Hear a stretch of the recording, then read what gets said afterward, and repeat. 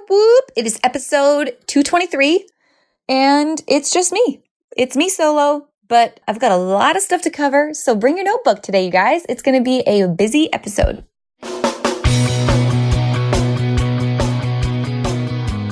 Let's talk about your business, strategy, and the juicy details of what actually works, from mainstream fashion to fashion on Main Street and the entire ecosystem behind it. How do we scale your company and do it with the balance and the happiness that we all seek? Let's hear from those insiders, experts, and strategists that actually make it happen. I'm your host, Ashley Alderson from the Boutique Hub, and I can't wait to chat.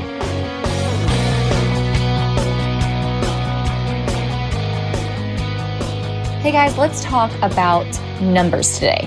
Specifically the numbers that make you really excited. You know, the ones that actually leave money in your bank account at the end of the day.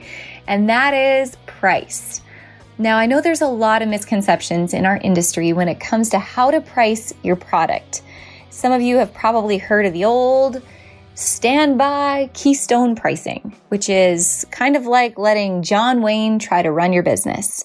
It frankly isn't going to work in today's age. So today I want to give you 7 ways to get more bang for your buck when it comes to pricing your products. Now, whether you are a new store or an established store or a growing and scaling store, I think there's going to be tips today that are going to help you think about this process that you go through with your products and how you're tracking your inventory that are going to help you keep more money in your pocket and increase that overall profitability of your business. All right, let's dig into it. I know you don't have time. Let's just cut right to the chase, right? All right, tip number 1.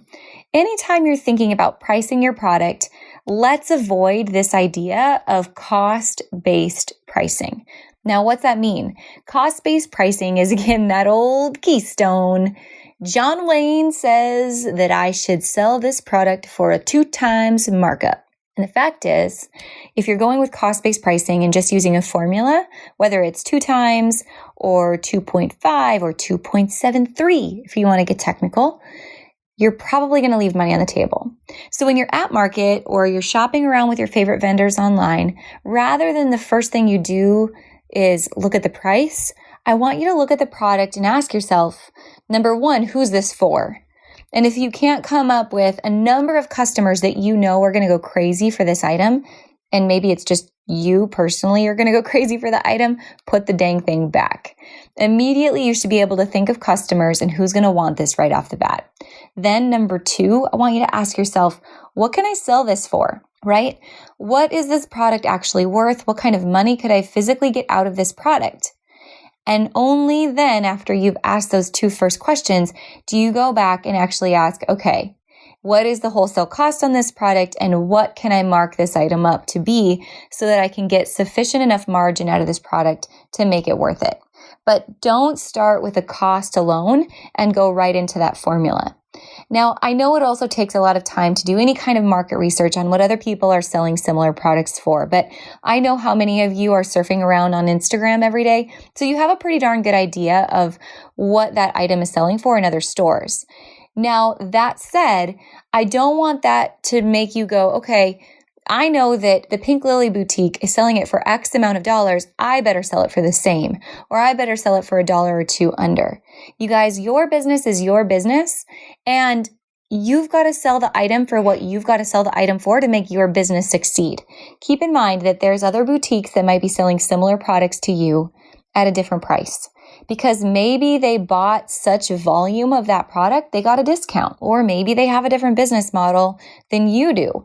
But at the end of the day, your business has to pay your bills, and your customer isn't going to know or really care, frankly, if they can find it $1 or $2 cheaper elsewhere. And if they do, fine, let them go buy it there, because your customer wants to do business with you.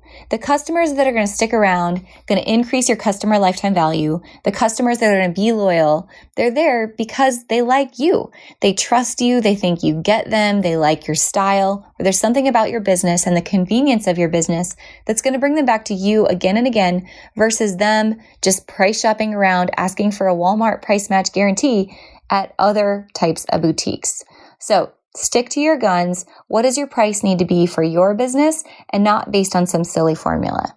Now, also keep in mind, I guess if you're new here, when it comes to that pricing formula and what can I sell this for, typically your jewelry and accessories are going to have a higher markup than your apparel is.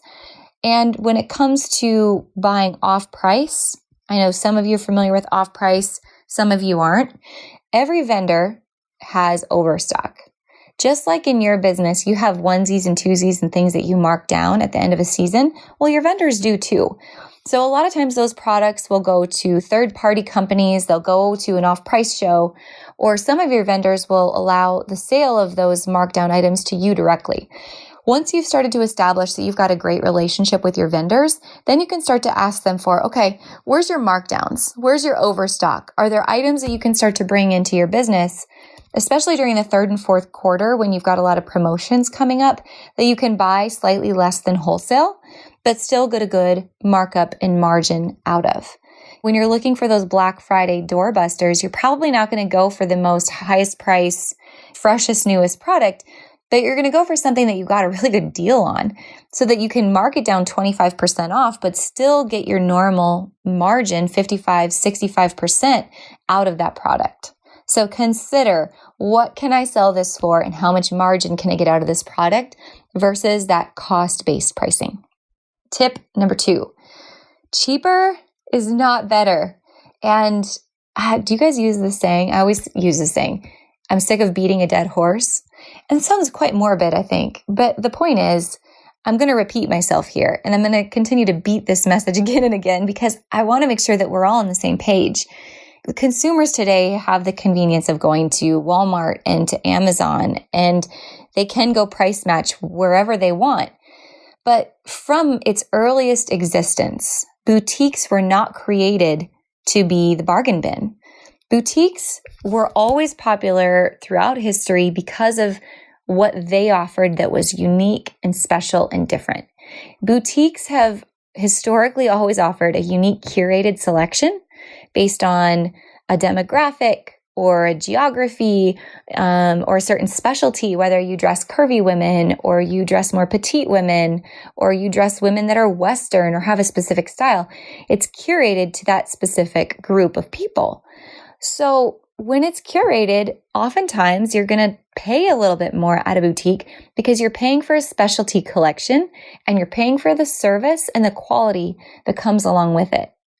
Now, unfortunately, today in our industry, we have this huge movement of bargain bin boutiques where it is bottom dollar, cheaper's better. They're selling, frankly, a lot of crap that is an overseas China knockoff. And as much as I've watched this happen in the last probably 3 years, I can tell you that a lot of the boutiques that I started watching back then that were doing this are gone by now because you can't put dinner on the table when you're running a bargain bin, right? You can't bring in a couple products and mark them nearly at wholesale and turn them and waste your time for that long. Pretty soon something's got to give, whether it's your pocketbook or your relationship with your kids or your doubts from your spouse about if what you're doing is actually worth your time or not. At some point, those businesses are going to cease to exist. And again, what's going to remain is what the boutique is and will always be, a quality curation of products that fit your ideal demographic of a customer.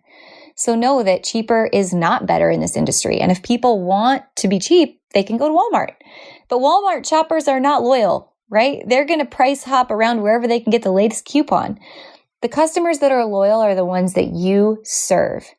So when it comes to pricing, making sure you know your customer and you know her well, you know how to speak to her, build a relationship with her, and serve her, that's going to allow you to price a lot smarter so that you can actually build margin into your business to pay your bills and build something that is long-term sustainable. Now, I always talk about this, especially in Retail Bootcamp, about the importance of building value into your prices. And I know I used this in a previous episode, talking about how my kids no longer are in the spit up stage of life, right? So I don't want a $20 thing that I'm going to throw away after it gets spit up on once. I want something that's a little bit better quality. So as you're marketing your products and you're building a brand for your business, be really careful about how are you building your brand? Are you building something that is primarily fast fashion, cheaper is better? Or are you starting to build in messaging about how many ways can I wear this item? How many times can I wash this item? How are the buttons sewed onto this? What's the stitch? What's the hem? What's the fabric? What's the brand name and the demand behind this item? There's a number of ways we can really create quality demand in our business, but it comes down to marketing that. Now, a lot of you are doing live sales, right? Or you're doing boutique owner picks, whatever the name of your boutique show is on your Facebook and Instagram channels. Well, every week you have that opportunity to talk about the quality of your products. And yes, it's, X amount of dollars, but you're going to get to wear it so many different ways. Now, ideal price is where the idea of pleasure of the increased perceived value of a product outweighs the idea of pain of letting the money go out of your pocket. Let me repeat that. Ideal price is where the pleasure of the perceived increased value of a product outweighs the pain of letting that money go out of your pocket, right? That's where price is ideal. So it's not always the cheaper is better, but the more quality we have, that's where that ideal price is going to come into play. So what is that tipping point for you in your business? What is that ideal price that your customer is willing to pay for shopping with you, building a relationship with you, and having that unique customer service that only you can offer? Tip number 3, let's talk about markdowns. So many of you are pricing a product going back to this misconception of cost-based pricing, but not considering that once you sell through 50% of that pack, primarily in the last couple of months, you've been having to mark down those last 3 to 4 pieces. Now, if you've been tracking your maintained markup over time, you would start to notice a trend, right? Where your margin is decreasing because of those markdowns on those last few pieces of product. So when you're pricing, you have to keep in mind, you've got to also price for markdowns. Or if you're going into a season where there's going to be some specials and discounts and sales, like the 3rd and 4th quarter, make sure you're building that into your price, because your price can always come down, but it's pretty dang hard to build your price back up again. So make sure you start high. And if you have to mark down, you mark down quickly and significantly so you can move those products out fast. Number 4, what's your sell-through and your turn rate on specific categories of products? So if you've calculated your turn rate, which we've been working on this again a ton in Retail Bootcamp, if your turn rate is too high, right? You're selling through items too fast. That means your products are priced too low. If your turn rate is too low, meaning you're not turning fast enough, that means your prices either need to be adjusted or you need to start remarketing your product. So once you have that turn rate and you know, okay, is this too slow or is it too fast? And how can I adjust accordingly with my pricing or with my marketing? Now you're going to have a better idea of what's ideal for you in your business. And it kind of goes back to this idea of content overwhelm. We'll get these new products in, we'll style them, we'll throw them up on Instagram, we'll throw them up on Facebook, we'll pin them to Pinterest once, and then we'll come back and go, oh crap, why didn't this sell? And then we'll think about marking it down. But I invite you, if you aren't already going back with a strategy of going, all right, here's my aging report on a Monday morning. Here's what I know is aged, and here's, the stock I have left on hand based on what's aged. Now I know, dang, these items didn't sell. Maybe I need to take a new picture. Maybe the flat lay I did on that item didn't do it justice, and I need to restyle it, reshoot it, and repost it.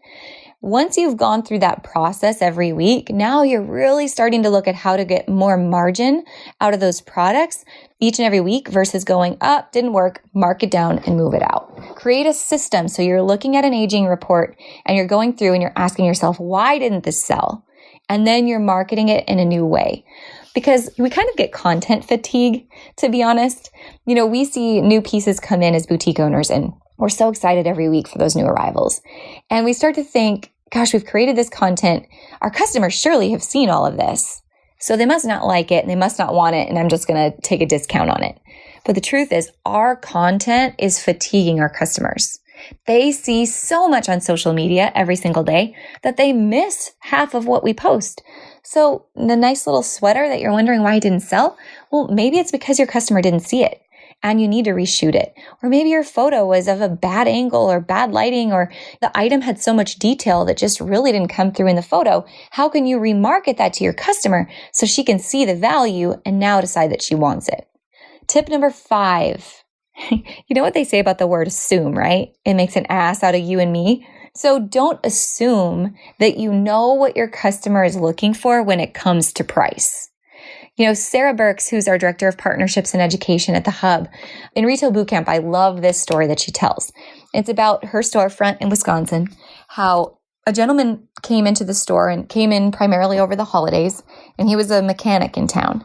And he would come in to the store over the holidays ready to buy something for his girlfriend, and he was covered in grease from head to toe. And Sarah tells a story about how one of the sales associates kind of took a look at him, and when he came in to buy the items, they had some Barefoot Dreams, I think it was blankets, I can't remember, I'm going to butcher the story, but Barefoot Dreams is a pretty high-priced brand, beautiful quality, right? Maybe it was a sweater, not a blanket.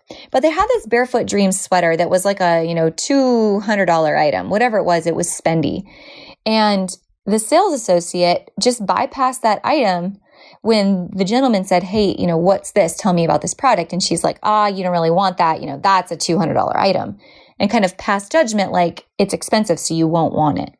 And the gentleman was like, no. That's exactly what I want. I want that and these other items as well. Now, the point is, it's really easy for us to project our own money story onto other people, our own perceptions about what people can and cannot afford based on our personal life experiences. It's easy to put that on somebody else. Just because you think someone can't afford it, you don't always know that unless you ask. Right? So start to build the value of items up in your customer's mind, right? You don't sell it unless you show it. Offer the products and let your customers decide what they can and cannot afford or what they do or they do not want. Don't try to decide that for them. Tip number 6, pre-orders and buy-ins are a bad idea. So many times in our industry, boutique owners get started and go, you know what? I can't afford that item yet, so I'm just going to run a pre-order on it. Honestly, a lot of times it's a cheap piece of crap that they're trying to order from like Alibaba or AliExpress, and they've never actually held the product in their hands.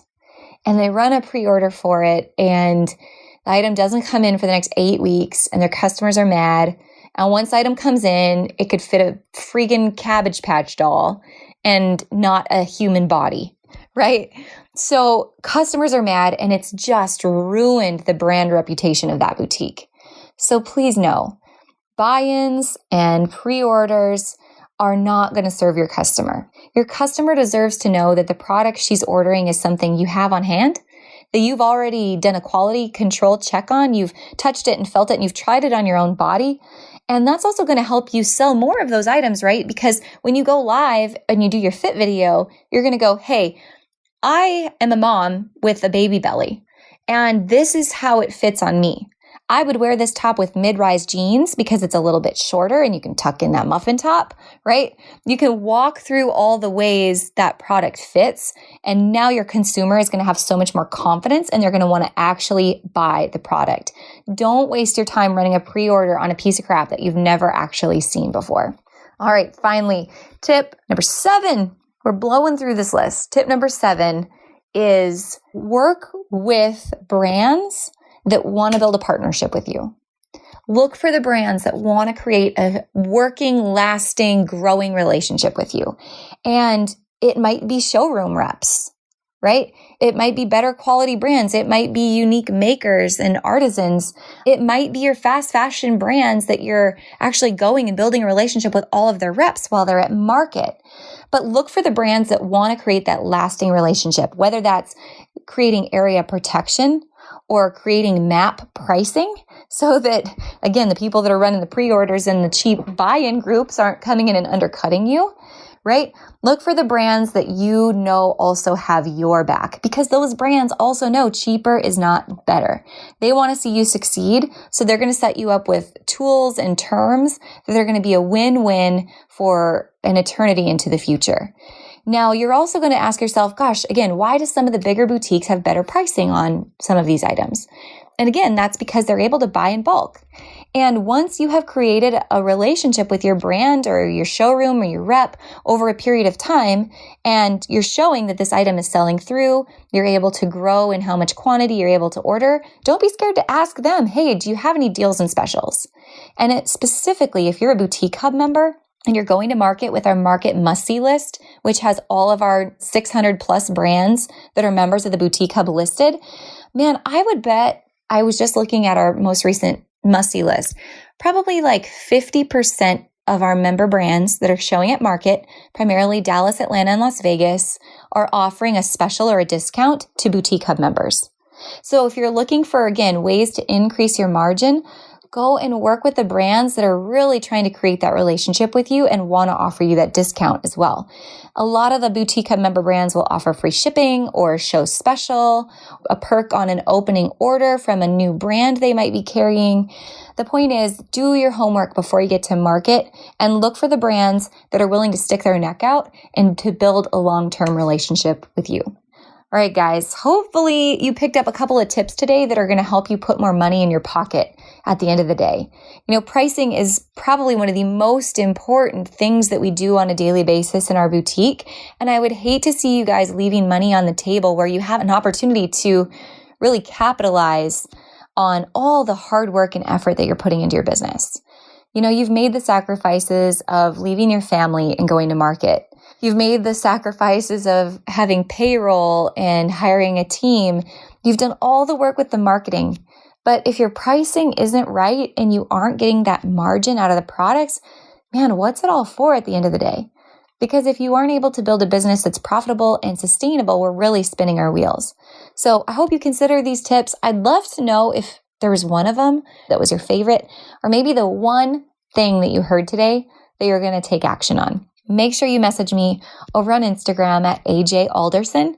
And I'd love to hear what you're going to take action on so I can keep you accountable. You know, a while ago, I'll tell you this quick story. A while ago, Eric and I were talking about podcasts because I am a podcast junkie.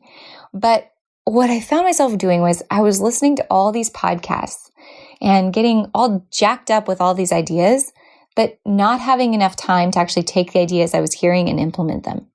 So we put on a strike of no more listening to podcasts until I could go through and implement at least one action item from the latest podcast that I've heard. So I challenge you to do the same thing, whether it's last week's episode or this week's episode.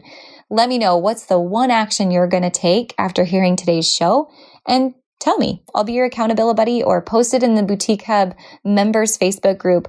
I want to see what you're doing and what result it's going to give you in your business because, frankly, that's why we're all here, right? You guys, thank you so much for listening to this show each and every week. I'm humbled to get to bring you this content, and I really, truly hope it does help you, your business, your team, your family, and your community. I hope you guys have an awesome rest of your day, and we'll see you next week.